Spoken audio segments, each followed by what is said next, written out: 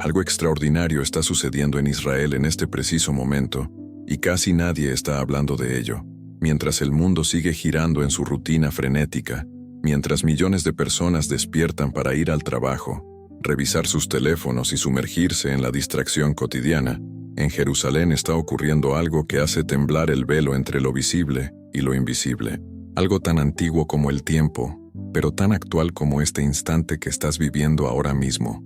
Y te lo advierto desde ya, lo que estás a punto de descubrir no te dejará indiferente, porque esto no es historia muerta, esto no es religión vacía, esto es profecía viva, palpitante, cumpliéndose ante nuestros ojos, y el mundo parece estar dormido mientras el cielo grita.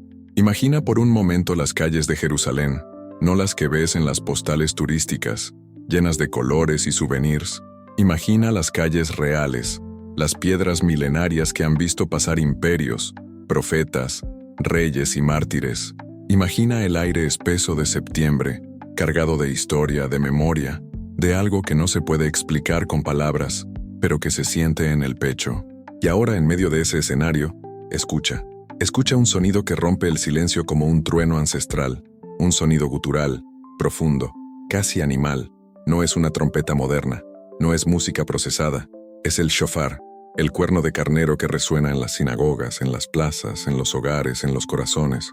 Y cuando ese sonido se eleva hacia el cielo, algo cambia, algo en el aire se torna denso, algo en el espíritu despierta. Ese sonido no es casual, no es folclore, no es teatro religioso para atraer turistas. Ese sonido es un llamado, un grito celestial envuelto en forma de cuerno. Y hoy, en este 4 de octubre, mientras tú estás viendo este video, ese sonido está resonando en Israel. Pero, ¿qué significa realmente? ¿Por qué un pueblo entero se detiene para escucharlo? ¿Por qué miles de fieles lloran cuando lo oyen? ¿Y por qué debería importarte a ti, que tal vez estás del otro lado del mundo, en tu casa, en tu trabajo, en tu vida cotidiana? Porque ese sonido no está limitado a Jerusalén. Ese sonido atraviesa fronteras. Ese sonido tiene ecos proféticos que alcanzan cada rincón del planeta. Y si tienes oídos espirituales para oír, si tu corazón aún no está completamente adormecido por el ruido de este mundo, entonces ese sonido también está llamándote a ti, está llamándote a despertar, a recordar, a volver, a prepararte. Déjame llevarte por un momento a las raíces de este misterio. Hace más de 3000 años Dios mismo instituyó un calendario sagrado para su pueblo. No era un calendario cualquiera, no era solo una forma de medir el tiempo, era un mapa profético, una línea de tiempo divina que marcaba no solo celebraciones, sino señales del cielo. Y entre todas esas fechas sagradas, hay una que brilla con un resplandor único, Rosh Hashanah, la fiesta de las trompetas, el primer día del 7º mes del calendario hebreo, un día marcado por el sonido ensordecedor del shofar, un día de reflexión, de arrepentimiento, de juicio y de misericordia, un día que, según los rabinos, es el aniversario de la creación del mundo, un día en el que, según la tradición, Dios abre los libros celestiales y decide quién vivirá y quién morirá en el año venidero. Pero hay algo aún más profundo, algo que te va a erizar la piel, porque Rosh Hashanah no es solo una fiesta del pasado, es una profecía del futuro, es un ensayo, es una sombra de algo que aún está por venir, y ese algo es tan monumental, tan glorioso, tan aterrador, que cuando finalmente suceda, todo el universo lo sabrá. Piénsalo bien, ¿por qué Dios eligió el sonido bruto, primitivo, casi violento de un cuerno de carnero para marcar un momento tan sagrado? Él podría haber elegido arpas angelicales, podría haber elegido coros celestiales, podría haber elegido el silencio reverente, pero no, eligió el shofar, un instrumento que no se puede afinar, un instrumento que no suena bonito según los estándares musicales del mundo, un instrumento que suena como un gemido, como un grito, como una advertencia, y ese es precisamente el punto. El shofar no está diseñado para entretener, está diseñado para despertar, para alarmar, para llamar a la batalla, para anunciar la llegada del rey. Y hoy, mientras Israel sopla ese cuerno, mientras las familias se reúnen en sus hogares, mientras las sinagogas se llenan de un silencio expectante interrumpido solo por ese sonido penetrante, algo está siendo declarado en el reino espiritual. Algo está siendo recordado en el cielo, algo está siendo activado en la tierra, y tú, aunque no estés en Jerusalén, aunque nunca hayas sostenido un shofar en tus manos, aunque nunca hayas celebrado Rosh Hashanah en tu vida, tú también estás siendo llamado, porque Dios no hace acepción de personas, porque su calendario no es solo para Israel, porque su plan profético involucra a toda la humanidad. Pero aquí viene lo que te va a dejar sin aliento, lo que te va a hacer detener todo lo que estás haciendo y prestar atención de verdad, porque el shofar no es apenas tradición, el shofar no es solo cultura, el shofar no es meramente un símbolo religioso, el shofar esconde un misterio mucho mayor, un misterio que está codificado en las Escrituras, un misterio que Jesús mismo mencionó, un misterio que el apóstol Pablo reveló, un misterio que tiene que ver con el momento más esperado en toda la historia de la redención humana. Y lo que voy a mostrarte a continuación no es interpretación humana, no es especulación teológica, no es fanatismo religioso, es la palabra de Dios, clara, directa, innegable. Y cuando veas la conexión, cuando entiendas el patrón, cuando comprendas el diseño divino detrás de este sonido que resuena hoy en Jerusalén, tu forma de ver el mundo nunca volverá a ser la misma, porque 10 días después de Rosh Hashanah, viene un momento aún más solemne, un día que hace temblar el corazón de Israel, un día que define el destino eterno, un día llamado Yom Kippur, el día de la expiación, y lo que sucede en ese día, bueno, eso es lo que veremos a continuación, y te aseguro que cuando lo descubras, entenderás por qué miles de personas están llorando en Jerusalén en este preciso momento, y lo que voy a revelarte ahora va a cambiar completamente tu perspectiva sobre lo que está sucediendo en este momento en Israel, porque el shofar que resuena hoy en las calles de Jerusalén no es simplemente la continuación de una antigua tradición, es el eco de algo mucho más profundo, es la reverberación de un pacto eterno, es el latido del corazón profético de Dios. Y cuando comprendas el significado completo de este sonido, cuando entiendas por qué miles de judíos se detienen en este día para escucharlo con lágrimas en los ojos, te darás cuenta de que estamos viviendo en los días más extraordinarios de la historia humana. Déjame pintarte una imagen que te va a quedar grabada para siempre.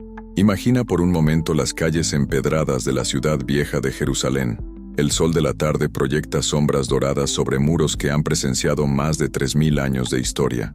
Las tiendas están cerradas. Las plazas, normalmente llenas de comerciantes y turistas, están en silencio. No hay tráfico. No hay el bullicio habitual. Es como si toda la ciudad hubiera entrado en una pausa cósmica. Y entonces, desde una sinagoga cercana, surge el sonido, tequía, un toque largo, sostenido, que parece atravesar no solo el aire, sino el tiempo mismo. Luego vienen los toques cortos, staccato, urgentes, shevarim, y después, el sonido quebrado, casi sollozante, teruá. Cada nota del shofar tiene un nombre. Cada secuencia tiene un significado, y juntas forman un lenguaje que trasciende las palabras humanas.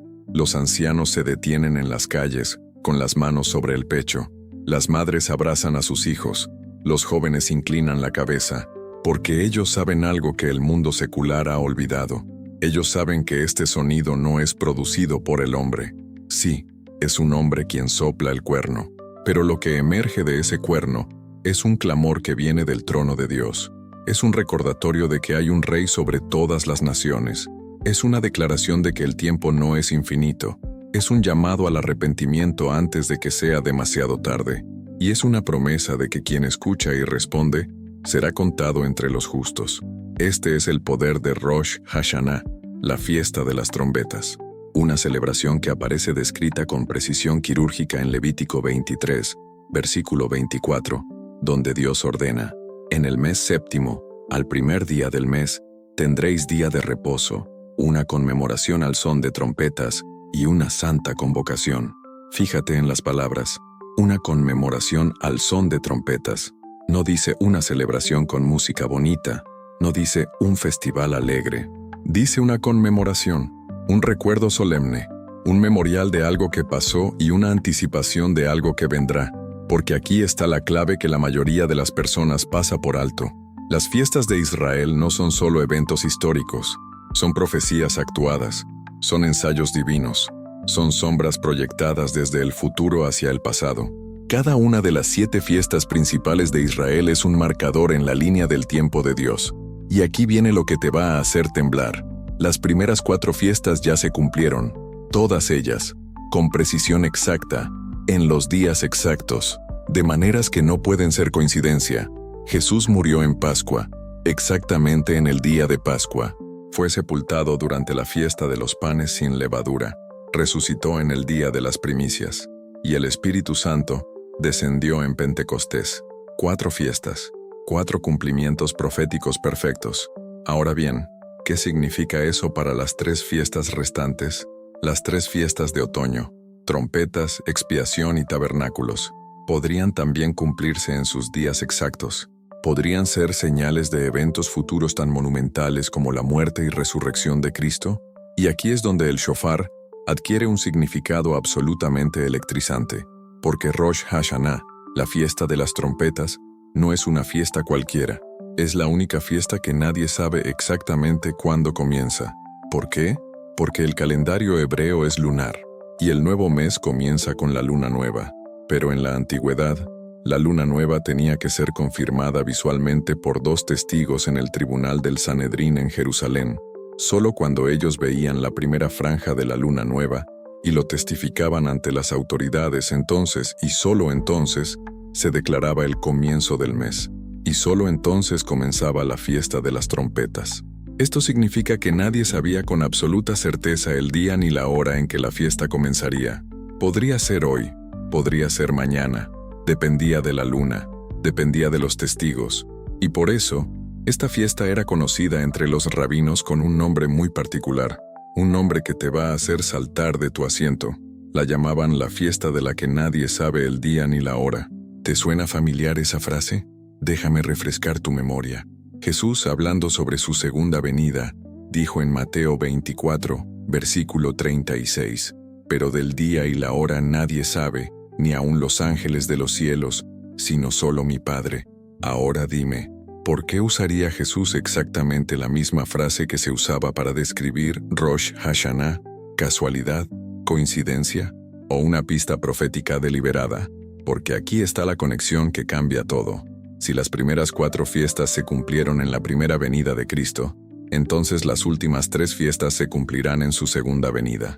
Y si trompetas es la fiesta de la que nadie sabe el día ni la hora, y Jesús usó esa misma expresión para describir su regreso, entonces, podría ser que el arrebatamiento de la iglesia, el rapto, ese momento glorioso cuando los muertos en Cristo resucitarán y los vivos seremos transformados, podría ser que ese evento suceda en un Rosh Hashanah futuro. Y escucha esto, porque aquí viene el remate final de este bloque. El apóstol Pablo, escribiendo a los Corintios, dice en 1 Corintios 15, versículos 51 a 52, «He aquí, os digo un misterio, no todos dormiremos, pero todos seremos transformados, en un momento, en un abrir y cerrar de ojos, a la final trompeta, porque se tocará la trompeta, y los muertos serán resucitados incorruptibles, y nosotros seremos transformados». ¿La final trompeta? ¿Qué trompeta? ¿Por qué trompeta? Porque en Rosh Hashanah se tocan 100 sonidos de shofar, 100 toques distribuidos a lo largo del servicio, y el último toque, el toque número 100, tiene un nombre especial. Se llama Tequia Gedola, la gran trompeta, la trompeta final, la más larga, la más fuerte, la que marca el cierre, y cuando ese sonido resuena, todos saben, se acabó el tiempo de arrepentimiento. Las decisiones han sido selladas, los libros están cerrados. Y si esa última trompeta resonara hoy, si ese sonido final del shofar fuera realmente el llamado celestial que Pablo describió, si en este preciso momento, mientras el shofar resuena en Jerusalén, si esa fuera la señal, ¿qué pasaría contigo? ¿Dónde estarías? ¿Estarías listo? ¿O estarías como las 5 vírgenes insensatas, golpeando la puerta cuando ya es demasiado tarde? Porque 10 días después de este momento viene algo aún más solemne. Algo que te voy a revelar ahora, y cuando lo veas, entenderás por qué este no es un juego, por qué esto no es religión vacía, por qué el shofar que resuena hoy en Jerusalén Es una advertencia celestial que no puedes ignorar. Y ahora llegamos al momento más estremecedor de toda esta revelación, porque 10 días después del sonido del shofar en Rosh Hashanah, 10 días después de ese llamado urgente al arrepentimiento, 10 días después de que los libros celestiales se abren, llega el día más temido y más sagrado de todo el calendario judío. Un día tan solemne que incluso los judíos más seculares, aquellos que nunca pisan una sinagoga el resto del año, se detienen. Un día en el que todo Israel contiene la respiración. Un día llamado Yom Kippur, el día de la expiación, el día en que Dios sella su juicio, el día en que se cierra la ventana de la misericordia, el día en que, según la tradición rabínica, se decide quién vivirá y quién morirá, quién prosperará y quién sufrirá, quién será bendecido y quién será maldecido durante el año venidero. Pero déjame llevarte aún más profundo. Déjame mostrarte una escena que no se ha repetido en más de 2000 años, pero cuya sombra sigue resonando en el alma del pueblo judío. Imagina el antiguo templo de Jerusalén en sus días de gloria. Imagina los atrios llenos de peregrinos de todas las tribus de Israel. Imagina el humo del incienso elevándose hacia el cielo. Imagina los sacerdotes vestidos de lino blanco, moviéndose con precisión ceremonial. Y ahora imagina al sumo sacerdote. Solo él, vestido completamente de blanco, sin joyas, sin ornamentos de oro, sin las vestiduras coloridas que usa el resto del año. Solo lino puro, porque hoy no viene como representante de la pompa religiosa. Hoy viene como mediador entre un Dios santo y un pueblo pecador. Y entonces llega el momento más peligroso del año. El momento en que el sumo sacerdote atraviesa el velo grueso que separa el lugar santo del lugar santísimo. El único día del año en que a un ser humano se le permite entrar en ese espacio sagrado. El único día en que alguien puede pararse ante el arca del pacto, entre los querubines de oro, en la presencia manifiesta de Dios mismo. Y cuando el sumo sacerdote cruza ese velo, todo el pueblo afuera tiembla. Porque si él no está limpio, si hay algún pecado oculto en su corazón, si no ha seguido el ritual exactamente como Dios lo ordenó, morirá instantáneamente, consumido por la santidad de Dios, y todo Israel quedará sin expiación. Por eso, en los días del templo, ataban una cuerda al tobillo del sumo sacerdote antes de que entrara al lugar santísimo, no para arrastrarlo afuera si moría, como algunos mitos sugieren, sino como símbolo de la gravedad extrema de ese momento, porque entrar en la presencia de Dios no es un juego. No es teatro, no es performance religiosa, es la diferencia entre la vida y la muerte. Es el peso completo de la santidad divina encontrándose con la fragilidad humana. Y mientras el sumo sacerdote estaba dentro, ¿qué hacía el pueblo? Ayunaban, oraban, confesaban sus pecados, se golpeaban el pecho, lloraban, porque sabían que su destino dependía de lo que estaba sucediendo detrás de ese velo. Sabían que sin la sangre del sacrificio rociada sobre el propiciatorio, sin la intercesión del sumo sacerdote, sin la misericordia de Dios, estaban perdidos, completamente perdidos. Y aquí viene lo que te va a partir el corazón, aquí viene la conexión que hace que todo cobre sentido, porque el escritor del libro de Hebreos, en el capítulo 9, toma esta imagen del sumo sacerdote entrando al lugar santísimo una vez al año, y la coloca al lado de algo mucho más glorioso, algo definitivo, algo que cambió para siempre las reglas del juego espiritual. Dice el texto sagrado, pero estando ya presente Cristo, sumo sacerdote de los bienes venideros, por el más amplio y más perfecto tabernáculo, no hecho de manos, es decir, no de esta creación, y no por sangre de machos cabríos ni de becerros, sino por su propia sangre, entró una vez para siempre en el lugar santísimo, habiendo obtenido eterna redención. ¿Captaste eso? Cristo no entra una vez al año, entra una vez para siempre, no con sangre de animales que solo cubren el pecado temporalmente, sino con su propia sangre que lo quita completamente, no en un tabernáculo hecho por manos humanas, sino en el verdadero, el celestial, del cual el terrenal era solo una sombra. Y cuando Jesús atravesó ese velo, cuando entró en la presencia del Padre con su propia sangre derramada en la cruz, algo sucedió en la tierra que estremeció los fundamentos del universo. El velo del templo en Jerusalén, ese velo grueso que separaba el lugar santo del Santísimo, ese velo que solo el sumo sacerdote podía atravesar una vez al año, ese velo se rasgó, de arriba a abajo, no de abajo arriba, como si manos humanas lo hubieran rasgado, sino de arriba a abajo, como si manos divinas hubieran declarado: se acabó la separación, se acabó la barrera, se acabó la distancia entre Dios y el hombre, ahora hay acceso directo, ahora hay comunión permanente, ahora hay un camino nuevo y vivo abierto a través de la carne de mi Hijo.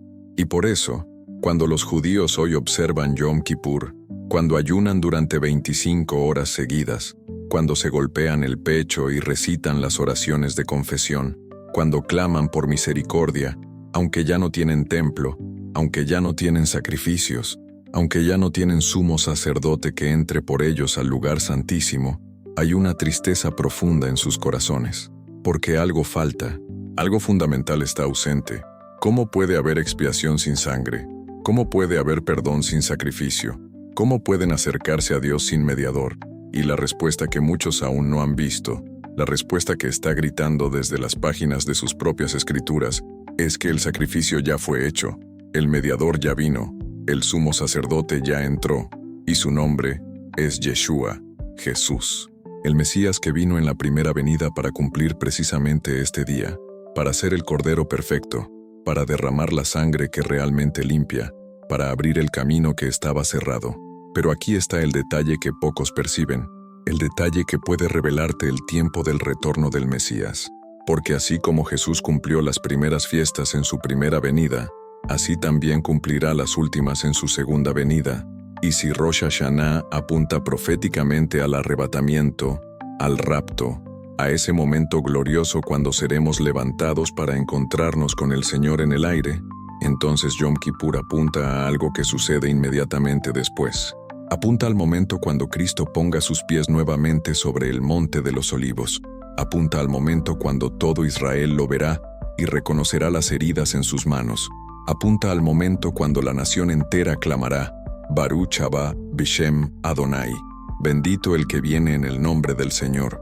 Apunta al día de la expiación nacional de Israel, al día cuando el velo será quitado de sus ojos, al día cuando el endurecimiento parcial que ha caído sobre Israel será removido, al día cuando todo Israel será salvo, como dice Pablo en Romanos 11. Y si estamos viviendo en los días previos a ese momento, si el shofar que resuena hoy en Jerusalén es realmente un eco de la última trompeta que está por sonar, entonces tú y yo estamos parados en el umbral de la historia más grande jamás contada. Estamos en la antesala del clímax de todas las eras. Estamos a punto de presenciar el cumplimiento de profecías que fueron escritas hace miles de años. Pero hay un misterio aún mayor que necesitas conocer, un misterio que conecta ese shofar de Jerusalén directamente contigo, donde sea que estés en este momento. Y ese misterio está escondido en una frase que Jesús pronunció. Una frase que ha confundido a teólogos durante siglos. Y ahora, finalmente, vas a entender qué significa. Y ahora vamos a desentrañar el misterio más fascinante de todos. Un misterio que ha estado escondido a plena vista durante 2000 años. Un misterio que conecta el sonido del shofar que resuena hoy en Jerusalén con las palabras exactas que Jesús pronunció sobre su regreso. Un misterio que, cuando lo comprendas completamente, te hará ver las fiestas de Israel con ojos totalmente nuevos. Porque lo que voy a revelarte ahora no es teología complicada, no es interpretación rebuscada, es simple matemática profética. Es el calendario de Dios desplegándose ante tus ojos. Volvamos a esa frase que mencioné antes. Jesús está hablando con sus discípulos sobre los últimos tiempos. Les acaba de describir señales cósmicas, guerras, terremotos, hambrunas, la abominación desoladora, la gran tribulación, y después de toda esa descripción detallada, después de darles señales claras de lo que vendrá, dice algo que parece contradictorio, algo que ha hecho que millones de personas se rasquen la cabeza durante siglos. Dice en Mateo 24, versículo 36, «Pero del día y la hora nadie sabe, ni aun los ángeles de los cielos, sino solo mi Padre». Ahora bien, piensa en esto por un momento. Jesús acaba de darles señales específicas para que puedan reconocer cuándo están cerca los tiempos. Les dijo que cuando vieran ciertas cosas suceder, supieran que Él está cerca, a las puertas. Pero luego les dice que nadie sabe el día ni la hora. ¿Es esto una contradicción? ¿Está Jesús siendo confuso a propósito? ¿O está usando un lenguaje codificado que sus oyentes judíos entenderían perfectamente? Porque aquí está la clave que la mayoría de los cristianos gentiles desconocen. Nadie sabe el día ni la hora. No era solo una frase casual. Era una expresión idiomática judía específica. Era el apodo, el sobrenombre, de una fiesta en particular. Y esa fiesta era Rosh Hashanah, la fiesta de las trompetas. Los rabinos la llamaban literalmente Yom HaKeseh, el día oculto, o también Hayom Haseh, el día que nadie conoce. ¿Por qué? Ya te lo expliqué en el bloque anterior, porque dependía del avistamiento de la luna nueva por 2 testigos confiables. Pero déjame profundizar aún más en esto, porque la conexión es absolutamente extraordinaria. En el calendario judío, Rosh Hashanah es la única fiesta que cae en el primer día del mes. Todas las demás fiestas caen en días posteriores del mes, cuando la luna ya es claramente visible. Pero Rosh Hashanah comienza con la luna nueva, con esa franja delgadísima de luz que apenas se distingue en el cielo al atardecer. Y en los tiempos bíblicos, sin telescopios, sin calendarios precisos calculados con astronomía moderna, nadie podía estar absolutamente seguro de si la luna nueva sería visible hoy o mañana. Imagina la escena en la antigua Jerusalén. Los observadores están en las colinas alrededor de la ciudad, escudriñando el cielo occidental al ponerse el sol. ¿Verán la luna nueva? ¿O tendrán que esperar 24 horas más? Y en cada hogar judío, las familias están preparadas, la mesa está puesta, la comida está lista, pero no pueden comenzar la celebración hasta que escuchen el shofar, hasta que los testigos confirmen el avistamiento, hasta que se declare oficialmente, el mes ha comenzado, la fiesta está aquí. Esto significa que literalmente nadie sabía el día ni la hora exacta. Podían saber la temporada, podían saber el mes aproximado, podían estar vigilantes y preparados, pero el momento preciso era desconocido hasta que sucedía. Y cuando finalmente se confirmaba el avistamiento de la luna nueva, entonces sonaba el shofar por toda Jerusalén. Y ese sonido era la señal, el anuncio, el llamado. Ya comenzó. Los que están preparados, vengan. Los que están listos, celebren. Pero los que no estaban vigilando, los que no estaban expectantes, se lo perdieron. ¿Ves ahora la conexión brillante? Cuando Jesús dice, nadie sabe el día ni la hora, no está siendo vago. Está siendo increíblemente específico. Está diciéndoles a sus discípulos judíos, mi regreso será como Rosh Hashanah. Conocerán la temporada, verán las señales, pero el momento exacto será como el avistamiento de la luna nueva, repentino, inesperado para los que no están vigilando, pero perfectamente a tiempo para los que tienen los ojos abiertos. Y aquí viene la parte que te va a volar la mente, porque el apóstol Pablo, escribiendo bajo la inspiración del Espíritu Santo, hace una conexión aún más directa. Ya mencioné el pasaje de 1 Corintios 15 sobre la última trompeta, pero hay otro pasaje igualmente poderoso en 1 Tesalonicenses capítulo 4, versículos 16 y 17. Escucha estas palabras cuidadosamente, porque el Señor mismo con voz de mando, con voz de arcángel y con trompeta de Dios, descenderá del cielo. Y los muertos en Cristo resucitarán primero. Luego nosotros los que vivimos, los que hayamos quedado, seremos arrebatados juntamente con ellos en las nubes, para recibir al Señor en el aire, y así estaremos siempre con el Señor. ¿Con trompeta de Dios? ¿Con voz de arcángel y trompeta? ¿En qué fiesta judía se toca la trompeta como elemento central? En Rosh Hashanah, la fiesta de las trompetas. No es la fiesta del silencio, no es la fiesta de los cantos suaves, es la fiesta de las trompetas. El shofar resuena 100 veces durante el servicio, y la última de esas trompetas, la Tequia Gedola, la gran trompeta, es el sonido más largo y más fuerte de todas. Y Pablo dice, a la final trompeta, no a una trompeta cualquiera, a la final, a la última, a la que marca el cierre, a la que anuncia que se acabó el tiempo. Y cuando ese sonido resuena, los muertos en Cristo resucitan, y los vivos son transformados, en un abrir y cerrar de ojos, en un momento, más rápido de lo que toma pestañear, de mortal a inmortal, de corruptible a incorruptible, de terreno a celestial. Pero aquí está el detalle que muchos pasan por alto, un detalle que conecta todo esto con Yom Kippur, de una manera absolutamente perfecta, porque entre Rosh Hashanah y Yom Kippur hay exactamente 10 días. 10 días que los judíos llaman Yamim Noraim, los días terribles, o también Aseret Yemei Teshuvah, los 10 días de arrepentimiento. Son días de introspección profunda, días de arreglar cuentas con Dios y con el prójimo, días de prepararse para el juicio final de Yom Kippur. Y ahora mira esto. Si Rosh Hashanah apunta proféticamente al rapto de la iglesia, y Yom Kippur apunta proféticamente al regreso visible de Cristo a la tierra, entonces, ¿qué representan esos 10 días intermedios? Representan el período de la tribulación, el tiempo de juicio sobre la tierra mientras la iglesia está con Cristo, el tiempo cuando Dios derrama su ira sobre un mundo que rechazó su misericordia, el tiempo cuando Israel finalmente reconocerá a su Mesías y clamará por salvación. Y así como los 10 días entre las fiestas son días de arrepentimiento, así también la tribulación será un tiempo cuando muchos se volverán a Dios, cuando los 144,000 sellados de Israel proclamarán el Evangelio, cuando una gran multitud de todas las naciones lavará sus ropas en la sangre del Cordero, cuando el mundo finalmente entenderá que Dios es real, que el juicio es real, y que el tiempo de gracia no dura para siempre. Y todo esto, todo este diseño profético perfecto, todo este calendario divino, está siendo representado en Israel en este preciso momento. El shofar que sonó hoy en Rosh Hashanah es un ensayo del shofar final.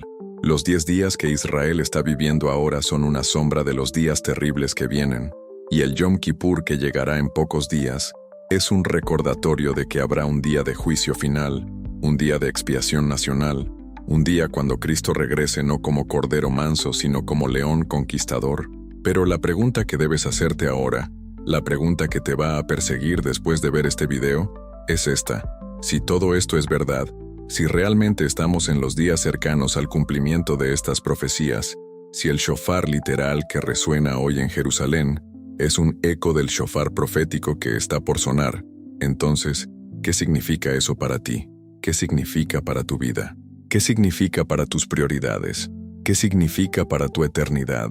Porque el shofar no es solo un sonido lejano en una ciudad del Medio Oriente. El shofar es un llamado que atraviesa el tiempo y el espacio y llega directamente a tu corazón en este momento. Y lo que ese llamado significa para ti, lo que debes hacer cuando lo escuchas, eso es exactamente lo que voy a revelarte ahora.